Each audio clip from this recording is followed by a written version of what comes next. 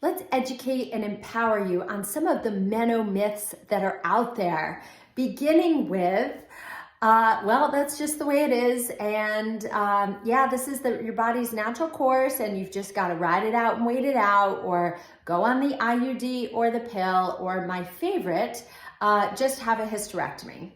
No, menopause is not a birth control deficiency, and yes, it is inevitable for all of us, but suffering is actually optional.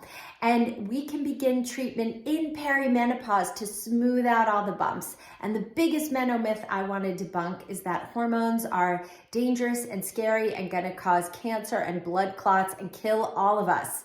So there was a study done called the Women's Health Initiative, which was done in the late 90s on 27,000 women. The average age of these women was 62. They were 10 years out of menopause. They were already at increased risk of cardiovascular disease. And they were given synthetic estrogen without any opposing progesterone, which is not how our bodies work in nature. Our bodies don't, only manufacture single hormones, especially after menopause. They're a symphony, they're not a solo act. So the study incorrectly interpreted the data. And really the data, if you look under the hood, the risk of cancer on hormones increased, and remember, this was synthetic estrogen only. The risk increased from 4 women per 10,000 to 5 women per 10,000. So the risk was not statistically significant at all. We now know that giving bioidentical progesterone and estrogen in the right balance, along with testosterone and DHEA, preserves gray matter in the brain, offsets the risk of Alzheimer's, optimizes bone density. You can take all the calcium and vitamin D and magnesium that you want.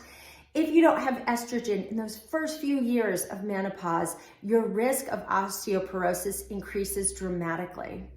Also, these hormones prevent cardiovascular disease. So the risk of stroke is minimal. The risk of cancer is low to none. If you do have a family history of cancer, then you want to talk to your doctor. There's so many options out there, but it doesn't mean you're not a candidate for hormones either.